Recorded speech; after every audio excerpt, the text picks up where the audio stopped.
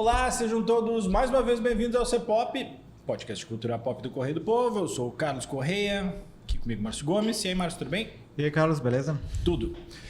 Vamos lá, vamos continuar a nossa maratona da segunda temporada de The Last of Us. Hoje falando do terceiro episódio, que se chama O Caminho, The Path.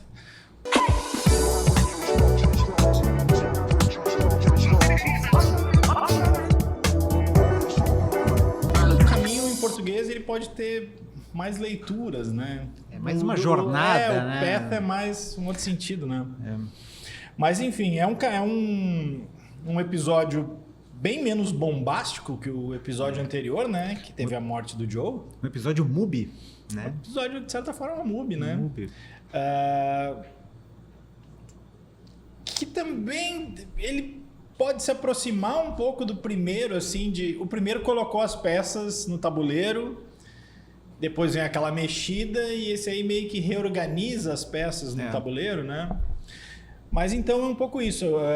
A gente vai continuar na mesma dinâmica que a gente tem feito nos últimos 2 programas aqui do The Last of Us. Cada um dá as suas opiniões. Eu faço uma comparação rápida um pouco com o jogo. Então, vamos fazer como sempre. Márcio, o que te pareceu aí? Quer fazer um resuminho aí? Pode ser. Eu gostei do episódio, achei um episódio diferente em relação ao que foi o turbilhão que foi o episódio 2. Eu digo um resuminho da história em si. Da história do episódio, né? Isso. Começa com a Ellie... Começa, na verdade, a primeira imagem é o irmão do Joey, né? Mexendo ali limpando o cadáver do Joey, né? Depois a Ellie acorda no hospital berrando, né? Como se estivesse acordando no momento em que ela viu o Joe ser assassinado, né? E a partir daí é um processo de recuperação dela. Acho que eles falam em alguns meses, é isso, né? 3 meses. 3 meses, né? De recuperação até ela poder sair do hospital. Antes tem uma pequena conversa com a psicóloga para poder liberar ela, mas depois ela vai.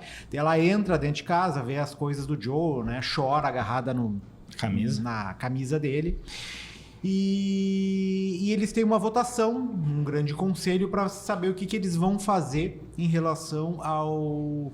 Se vão atrás das pessoas que mataram o Joe ou se não vão e deixam por isso mesmo, para não criar uma nova animosidade, assim, né? Tem todo mundo não, mas 2 ou 3 pessoas, entre elas a Ellie e o cara que...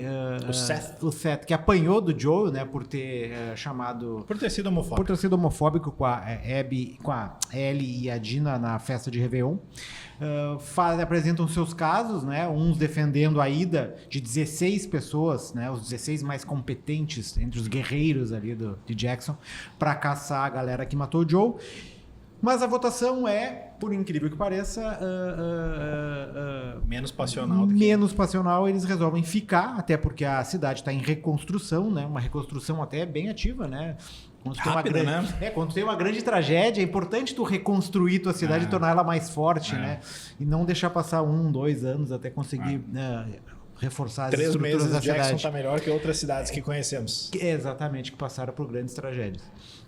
E daí, como a votação é barrada e a cidade resolve não ir atrás de uma vingança ou de fazer justiça, a Ellie, obviamente, resolve fazer justiça pelas próprias mãos, né? Resolve ir atrás dessa galera. A Dina conta pra ela que sabe pra onde é que aquele pessoal foi, né? Em direção a Seattle. E as duas acabam saindo numa jornada, né? Daí, aí sim, um caminho até Seattle, quando elas chegam no final do episódio, para tentar cercar o que elas imaginam fosse um grupo pequeno. Mas no final do episódio mostra que tem quase que um exército inteiro, inclusive com blindados dentro da cidade. É literalmente um exército. Então é uma situação um pouco mais difícil. Tem também um grupo que aparece de forma paralela a essa história, que é um grupo que o Carlos falou de Serafitas. Serafitas, né? Ainda não citaram os nomes, né? Mas... A gente percebe que é tipo uma seita, um culto, uma religião ali, né? Eles estão fugindo de alguém, a gente não sabe muito bem de quem, depois fica claro que são da mesma galera que matou o Joe, os lobos, né? Da WLF ali. Da WLF. E daí eles estão fugindo, inclusive tem um pai e uma menininha, né? Meio que emula ali a Ellie e o Joe e tal, ele protege a menininha e tal.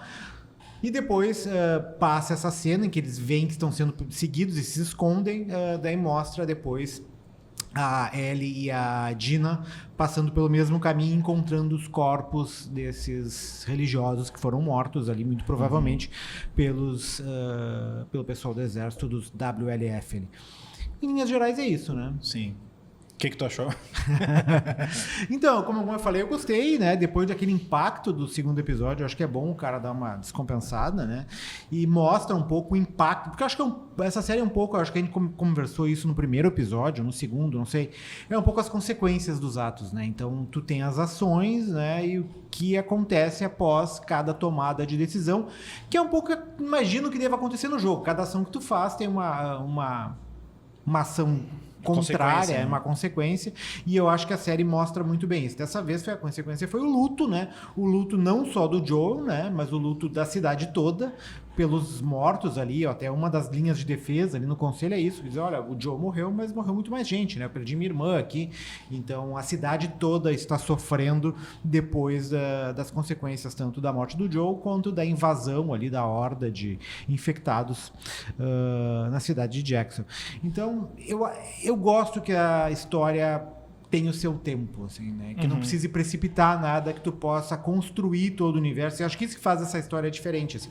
Porque diferentemente do que eu achava algumas vezes no Walking Dead, que algumas daquelas enrolações pareciam que nada acontecia e parecia que realmente os caras estavam enrolando, talvez pela quantidade de episódios que era muito maior, né? O Walking Dead eram quase 18, 16 episódios, né? Essa aí é 7.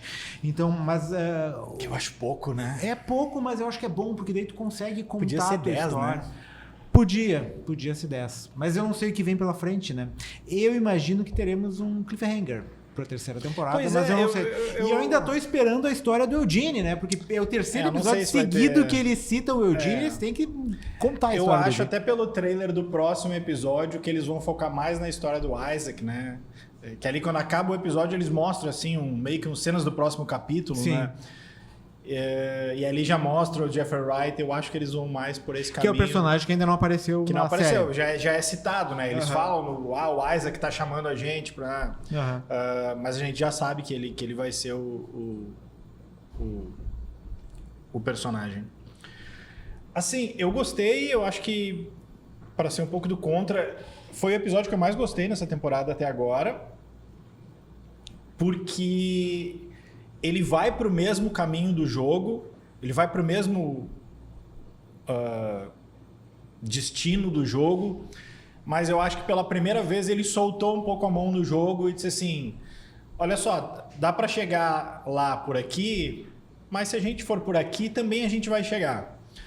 E agora eu tô achando mais curioso. Lembra que a gente conversava na semana passada que a partir do momento em que matarem o Joe, eles vão estar um pouco mais livres para, tipo assim, tirar o elefante da sala, né? Não precisa... Sim. O medo do spoiler ali já passou e agora eles estão um pouco mais tranquilos. Eu anotei algumas coisas aqui para ver o que eram parecidos ou não, mas antes disso, assim... o que eu falava no último episódio, principalmente da cena da morte do Joe, que para mim no jogo tinha sido mais impactante e normal, porque tu tá imerso naquilo ali, não falo isso como uma crítica, mais como um apontamento. Nesse episódio, para mim, foi o inverso, assim. A dor da Ellie e a dor da cidade nesse luto me pareceu mais intensa na série que no jogo. A cena da Ellie com a camisa do Joe tem no jogo. Mas eu acho que aí, e pela primeira vez, eu não acho a Bella Ramsey uma atriz, eu gosto, assim. Não tava achando nada uou. Assim, pra mim sempre foi um pouco difícil, principalmente nessa segunda temporada, porque eu já disse, ela parece ainda criança, né? Mas acho que nesse último episódio eu consegui não dar bola um pouco pra isso e me desapegar disso, assim. E aí é a diferença de alguém de verdade interpretando, e por mais que tenha uma interpretação de captação de imagens de um desenho. Tu via a emoção dela naquele quarto, assim. E é exatamente a mesma cena ela pega e bota o rosto na camisa e tal. É a mesma coisa. Mas antes, quando ela para naquela casa vazia, tu já sente aquele vazio, assim. O Tommy lavando o corpo do Joe, assim. Isso não tem no jogo. A cena dela ali tem, mas assim, a série, pra mim, dessa vez, ela pegou mais, ela bateu mais, ela foi mais emotiva do que o jogo. Eles E explicam a no Bella making Ramsey foi off, muito né, bem, né? que o lance de não ter se prolongado o luto de uma forma tão intensa no jogo é porque é um jogo de ação, né? Então tu tem que ir direto Mas isso é pra até ação. curioso, porque no jogo eu não acho que não tem esse intervalo de 3 meses. É quase assim, aquela história. E faz mais sentido na série. Porque assim, por mais que a cena da morte do Joe, no caso da Ellie, tenha sido menos violenta do que é no jogo ela toma um pontapé na cara. Ali ela toma Na costela. vários pontapés na costela. Faz mais sentido o que acontece na série, sabe? Tu quebrou a costela, tu tem que ir pro hospital. No jogo, 2, 3 dias depois, ela já tá em cima do cavalo lá, da estrela, indo atrás. Então, assim, faz mais sentido esse luto da série. Por mais que isso vá se diferenciar um pouco do jogo. E aí, pra mim, começam as diferenças que eu gosto, porque assim, aí não é a mesma coisa que eu já vi. Tipo, ali teve várias coisas que eu não vi no jogo. Que eu sei onde elas vão dar, mas que é como se fosse um... Na realidade Sabe paralela. aquele desenho da Marvel, o What If? Multiverso. É um multiverso do Last of Us. É o What If do Last of Us, assim. Então, assim, diferenças do jogo. Quem sabe onde está o grupo da Abby é o Tommy, porque ele estava no jogo na mesma cena. Ali é a Dina que chega para ela. Como é que a Dina descobriu? Eles não falam e também... Não importa muito. Azar. Não importa muito. Mas, enfim, quem descobriu é ela. E elas vão atrás. No jogo, quem vai na frente é o Tommy. A Maria, que é a mulher do Tommy, meio que autoriza elas, mas o Tommy sai antes, assim. Como eles estão naquela reunião ali e elas saem no meio da madrugada, me parece que não tem muito espaço pro Tommy já ter saído. Podem ter... Vai que o próximo episódio me fala outra coisa. Eu acho que o próximo episódio vai ficar mais na história do... Se bem que eles mostraram, né, algumas cenas de ação com a fotografia meio avermelhada, que é uma fase... Putz, cara, é uma fase muito tensa do jogo, de tu passar, assim. Não é tão difícil, mas é tensa, assim. Então, acho que o próximo episódio vai ter um pouco isso, assim. Eu teria morrido de novo ali na parte do conselho, ali eu já não teria passado.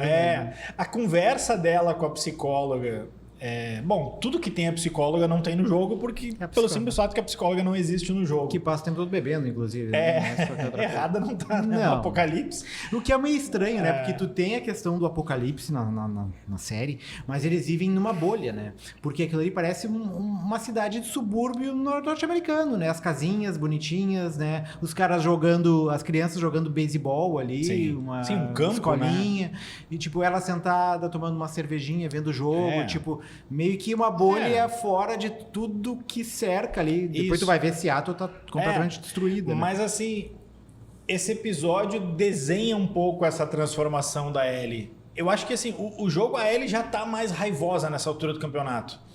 Aquela conversa dela com a psicóloga, por mais que tu saiba que ela tá fingindo e a psicóloga saca, né? E a psicóloga diz, essa guria é uma mentirosa. É mentirosa. Não, ela tá mentindo. Não, ela é mentirosa. Por mais que a Ellie esteja fingindo ali e tenha algumas conversas não descontraídas, mas não tão tensas mesmo com a Dina, no jogo ela já tá sangue nos olhos, assim, cara. Então tem essa diferença. Eu achei que o Serafitas fosse um pouco mais adiante, mas também eu tava pensando que agora nessa última vez, agora que eu tô rejogando o 2... Tem muita coisa até eles aparecerem que são essas missões mais de gameplay, assim, que não é tanto a história em si. É como se no jogo eles dessem um pulo grande, mas que não muda tanto, assim. Tem algumas coisas que eu fiquei curioso, porque até agora pareceram diferentes. A conversa que elas têm na barraca, e a gente comentava aqui antes, né? que talvez elas vão finalmente ter a noite delas, porque no episódio anterior teve duplas diferentes, e aí teve gente reclamando que, pô, tiraram a noite das duas. Não, ainda não foi dessa vez. Apareceu o Seth ali de novo, e eu acho que eles iam fazer a piada do Preconceito Sanduíches lá, não fizeram de novo. Mas o que mais me chamou a atenção é quando elas ficam naquele joguinho de flerte ali, e a Ellie diz assim, elas estão falando do Jesse, né? E a Dina diz assim, ele tem uma cara triste, porque senão sou eu, não sei o quê. E a Ellie diz assim, não, mas pode voltar pra ele. Eu já voltei. E ela diz assim, já voltei. E assim, no jogo, ela não voltou. Não sabe se ela tá dizendo pra sei, provocar. exatamente. Pode ser que esteja dizendo pra provocar porque ela. eu achei que em algum momento ela ia passar uns 5 segundos e ela ia dizer, não, tô brincando. É que tem um jogo de sedução, Claro, né? Ali, como claro. ela diz, eu sou hétero, né? Você que é gay, me diz como é que foi o beijo, dá a nota e tal. Quando ela pergunta a nota, ela fica, né, dando uma cordinha ali pra outra, né? Que é mais fácil tu fazer isso quando tu tem interação de dois atores, ali é mais fácil que dois bonecos. De novo, por mais que as atuações do game porque sejam a muito coisa, boas. nas relações, elas não são tão preto no branco, né? Sim. Elas são uma área cinzenta. Às vezes realmente tem dúvida, tu vai e volta. E eu acho que é essa jornada para mostrar um pouco dessa ligação entre as duas, assim. Eu acho que para aprofundar um pouco mais os personagens, assim, eu acho que não sei em relação ao jogo, porque eu não joguei ele, mas eu acho que esses episódios mais lentos, eles servem um pouco para isso, assim, para tu contar um pouco a história, assim, e além da... Cara, pra mim, assim... da questão explosiva. Eu gostei da atuação da Bella Ramsey, gosto também do Tommy, mas assim, pra mim, cada vez que a Dina aparece, enche a tela, assim. Minha melhor personagem, a escolha que fizeram é muito boa, assim. Ela tem muito espaço no jogo, mas aqui a menina tem muito carisma, cara. Eu tô gostando muito dela. Ela é meio que um alívio pro rancor da Ellie, assim, Isso. né? Tipo, a E Ellie no tem jogo toda aquela é também carga um pouco pesada. um pouco mais, tipo, calma. E ela dá uma aliviada no tema ali, pra não ficar só Mas ela não é da alívio vingança. cômico, né? Não, ela é um alívio de tensão. alívio de tensão, exatamente. Embora faça uma piadinha ou outra, mas não Sim. é a questão humorística da história, é mais pra tu quebrar um pouco a jornada de vingança. E os Serafitas eu achei que fosse um pouco mais adiante. Mas acho que eles quiseram primeiro mostrar assim, porque e ali já mostrou, né? No jogo tem por assim dizer, um conflito muito grande, não é rivalidade, né? Mas existe um conflito o tempo inteiro dos Serafitas com a WLF. O grupo de Jackson é que é o terceiro elemento da história. É como se a história daquela cidade tivesse dois grupos, assim, os Serafitas e a WLF. A cidade de Jackson é que está se metendo nessa parada, assim. Só que assim, no jogo, a primeira vez que eles aparecem é como um novo... não inimigo, mas um novo obstáculo, assim. E é estranho porque tu tá no meio daquelas florestas ali, daquela cidade já... que a mata já tomou conta, tá tudo... as árvores altas, a grama alta, e tem muita história do assobio, né? Então, quando tu chega nessa fase no jogo, tu começa a tomar flechada e tu não sabe de onde vem, assim. E no jogo eles já deram a entender um pouco aquilo ali. Como é que vai ser essa dinâmica. Mas, de novo, acho que não esperava que fosse tão cedo, mas também fazendo essa leitura de que tem muita coisa que acontece no jogo até lá que é simplesmente gameplay, assim, não vai avançar tanto em termos de história. Achei curioso algumas coisas assim tão iguais ao jogo, e acho que isso é uns fanservice que eles fazem que não atrapalham em nada. A história da camisa, que nem eu já disse, a história dela pegar a arma dele, e quando elas chegam em Seattle, que no jogo também é aquilo, tu vê um carro e aí aquela paisagem se abre. No jogo é mais interessante, né? Porque enfim, tu tá jogando, um cenário se abre assim, e quando ela vê o carro, eu anotei aqui, é a mesma frase que ela diz assim, we're close now. Tipo assim, nós estamos perto. É a mesma frase do jogo. Então assim, é um pouco do tipo, a gente tá indo por outro caminho, mas é a mesma história. Elas vão num show do Nirvana lá? Não tem show do Nirvana. não te preocupa que o caminho ainda deve ser o mesmo, assim. Por mais que as estradas sejam diferentes, ainda acho que o destino ainda é o mesmo, assim. Até porque eles não iam fazer tão diferente assim. Mas, assim, gostei justamente por isso, assim. Porque não foi simplesmente recriar as mesmas cenas do jogo com alguma cena de atenção. É legal também mostrar aquela divergência que tem ali na cidade, né? Tipo, próprio dentro de Jackson, assim, que não é uma comunidade uniforme ali. E até muita gente, eles comentaram também no making off, assim, a decisão do Seth de apoiar a Ellie, assim. Um contraponto em relação à relação dele com ela no episódio anterior, mas eu acho que faz sentido com a personalidade dele, né? De tipo ser um cara que, tipo, não é só apenas ir vingar o Joe, sim, né? Mas é também proteger a comunidade do tipo... Se o que ele larga um fogo amigo ali... eu tomei tiro de fogo amigo. E ela brinca. Será que é amigo? Mas é aquilo, tipo... os caras vêm aqui, matam o cara, vão embora e não acontece nada, daqui a pouco eles voltam de novo, né? Até porque é um universo que tu não quem sabe, muito se agacha, mostra os fundidos, exatamente. Coisa assim. Então é aquela coisa meio belicosa. Tu vive numa realidade extremamente violenta em que tu tem que te impor o tempo inteiro para poder continuar existindo, assim, não só no combate com os infectados, mas como todas as outras comunidades, porque é todo mundo meio autônomo ali, né? Cada um vive a seu universo e quando se cruza, geralmente os cruzamentos são belicosos, assim, raramente é uma coisa amigável.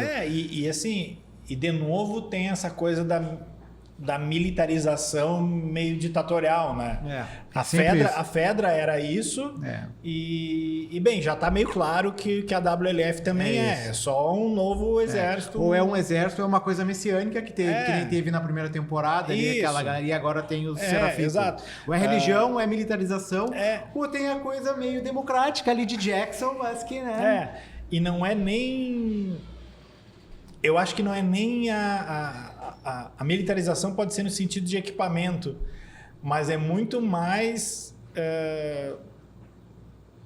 tá muito mais para milícia do que para... Porque assim, é o povo se organizando para se defender a sociedade, exército. A sociedade colapsou, né? Então sim, tu não tem exércitos organizados ali, que tem a sobra daquela galera ali, tanto dos militares como da sociedade civil, que deve ter armas à disposição, equipamentos, veículos e tal, e acaba usando aquilo ali. Tanto no jogo quanto na série, não sei de onde tiram tanta arma, né?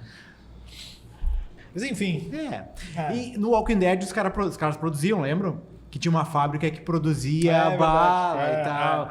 Então eles tinham toda essa produção. Aí não apareceu ainda de onde é que tá. Eu tô curioso porque assim, a hora que elas chegam em Jackson, é uma parte que tu fica um bom tempo ali jogando, mas assim, são lugares que se tu não jogar também não perde. Faz diferença. Mas tu vai ali porque... Tu vai interagindo, tu vai conhecendo as coisas, né? Não, mais do que isso. Tu vai porque tu vai achar mais arma, tu tem que achar peça para melhorar a tua arma.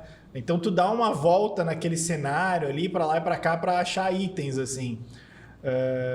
E eu acho que é isso que... Não tem a Dina que vai lá e te entrega tudo, assim, não. Né? Chega, tá aqui, eu acho que é isso que a série tá limando um pouco, assim. Que é editar essas partes que...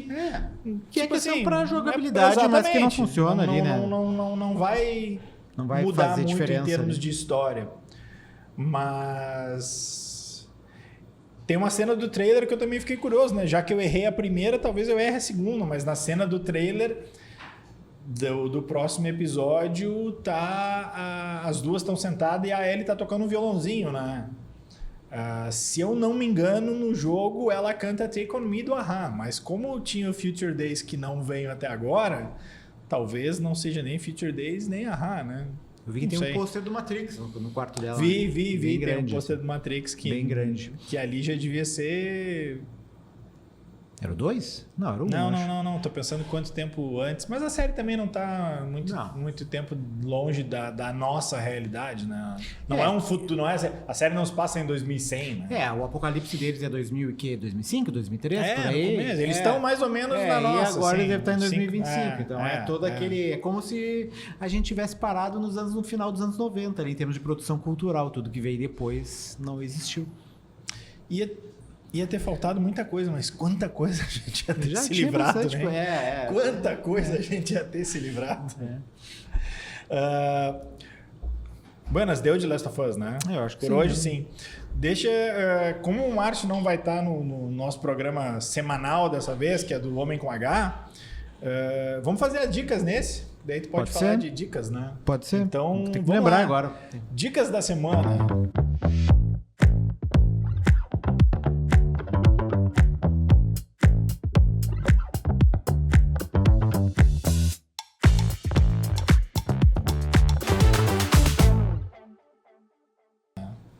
Vai lá, Márcio. Lembre-se de suas dicas. Lembrar das Quer que eu minhas comece? dicas agora. Não, Ah. só tem que me lembrar do que eu tô assistindo, porque faz tempo que a gente não faz, então eu não me preparei, porque eu achei que o Carlos não ia, daí o Carlos me deu essa bola nas costas, assim.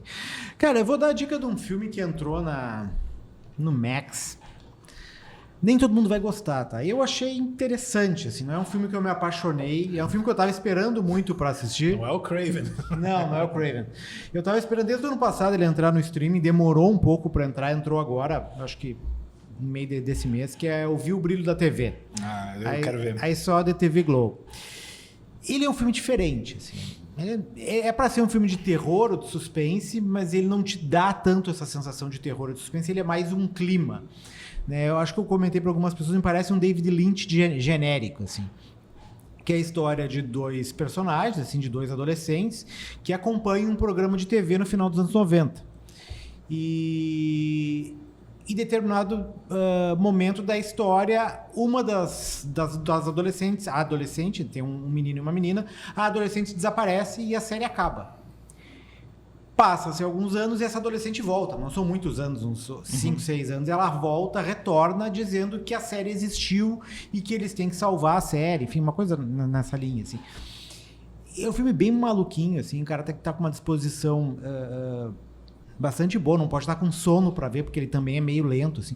Mas ele tem uma questão visual, assim, que é meio onírica, bem interessante, assim. Parece que é um eterno sonho, assim. Assim como as pessoas ficavam grudadas na TV, assim, ficavam meio catatônicas, assim. O filme é um pouco isso. Ele meio que te... não é que ele te induz, mas ele te atrai, assim, ele te fascina e as imagens de como mostra os adolescentes assistindo TV é um pouco assim, dá um pouco dessa sensação, assim. E é legal, porque daí aquelas séries bem caráter de anos 90, assim, aquela TV, aquela coisa quadradinha, TVzinha pequena TV e de tal. tubo ainda. TV de tubo ainda, questão um visual meio MTV, assim, então tem todo essa história, assim. Então a dica é essa do Max, eu vi o Brilho da TV. Tá, eu vou fazer o meu compilado Fantaspoa aqui. A gente tá gravando esse episódio na segunda-feira, 2h30 agora, tá? Em tese, era para ter acabado ontem a programação online do Darkflix, mas eu dei uma olhada aqui e continua. Então, quem quiser arriscar, principalmente para quem tá ouvindo esse programa ainda na segunda, eu vou falar de alguns curtas aqui, dos que eu mais gostei. Depois eu falo dos longas, tá? Dos curtas, tá? Que estão disponíveis lá de forma gratuita ainda. Um se chama Lux Carne, que as ideias são todas meio malucas, tá? Que é o bom. É uma França um pouco no futuro, tu não sabe quanto, que para as pessoas poderem comer carne, quem quiser comer carne, tu tem que ter uma licença. E essa licença tu só consegue se tu vai lá no abatedouro regional e tu mesmo mata o animal. Não o animal que tu vai comer, mas tu tem que matar um bicho para tu ter licença para comer aquele tipo de carne.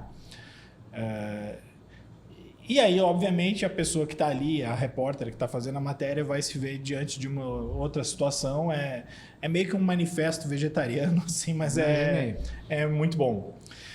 Tem um outro que é uma animação que se chama Les Bêtes, que é uma animação sombria, mas bem bacana, assim, que é mais de curta. The Tooth, que é O Dente, é um filme russo, que é um menino... brinca com aquela história da fada do dente, assim, ele perde o dente e aí ele diz assim, eu tenho que ganhar 1.000 rublos, porque é o que meus amigos ganharam quando perderam os dentes. E aí a mãe sai atrás desse dinheiro, porque ela não tem o dinheiro, ela vai tentar fazer alguma coisa para conseguir o dinheiro.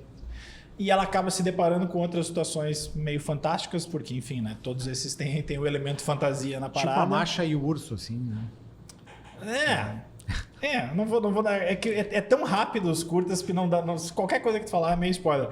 Drop é um filme asiático, não sei, não tô aqui com o país à mão, mas não sei se é Coreia e tal. Esse é bem rapidinho, é 8 minutos, eu acho.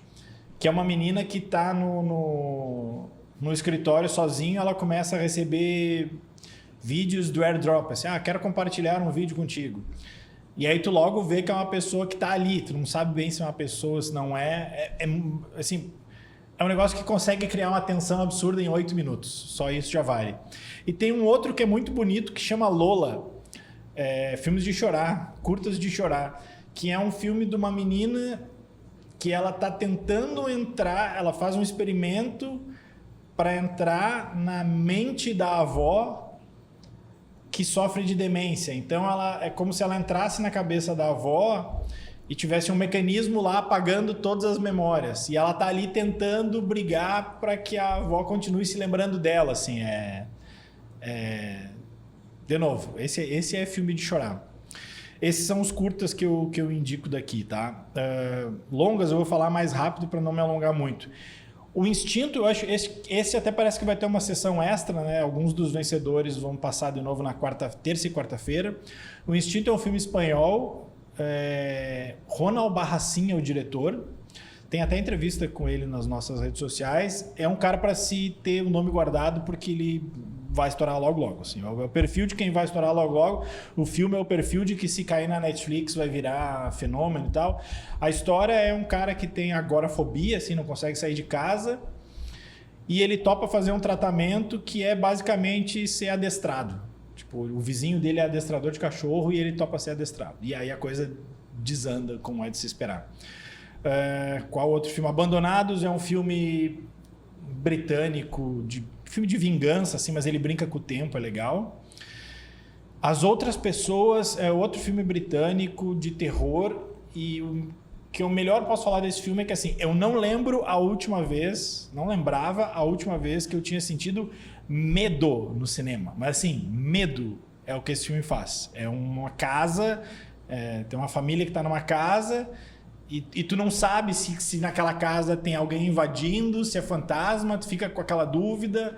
Ele tem uma vibe meio parasita. Cara, esse é daqueles filmes que quando ele pintar em algum lugar, vejam. E para encerrar, o que para mim é um dos melhores, é o melhor filme do festival, para mim, não ganhou o prêmio lá, mas para mim é o melhor filme do festival. E eu tenho certeza que no final do ano, quando eu for fazer a minha lista ali de melhores do ano, esse filme vai estar lá, que é um filme que chama Garota América. O original é Americanka. É um filme tcheco. Também tem entrevista com o diretor nas redes, é o Viktor Klaus, o nome do cara.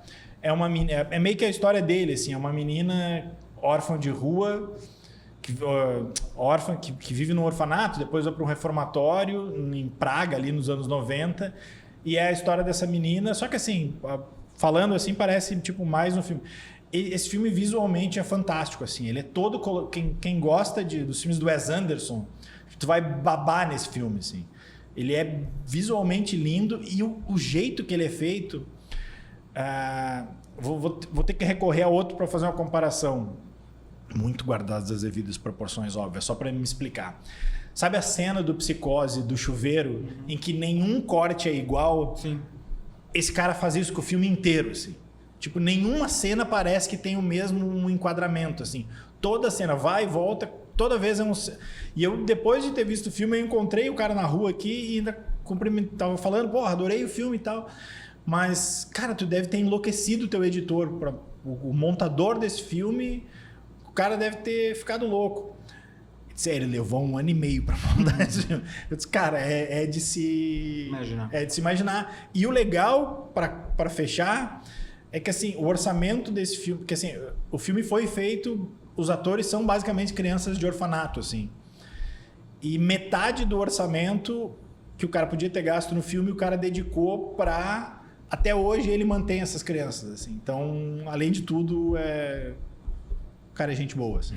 Então é Garota América. Esses aí, não sei, filme de fantasma para passar em algum lugar tem que torcer muito. Mas como os próprios diretores cansaram de falar no festival, existem outros sites aí, né?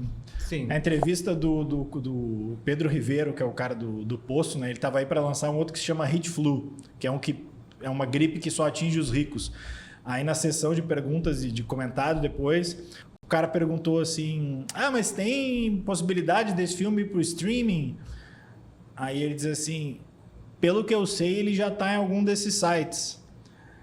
Aí o cara, mas não é melhor, talvez, do ponto de vista legal? E aí a resposta do Pedro Ribeiro foi só assim, pra que esperar?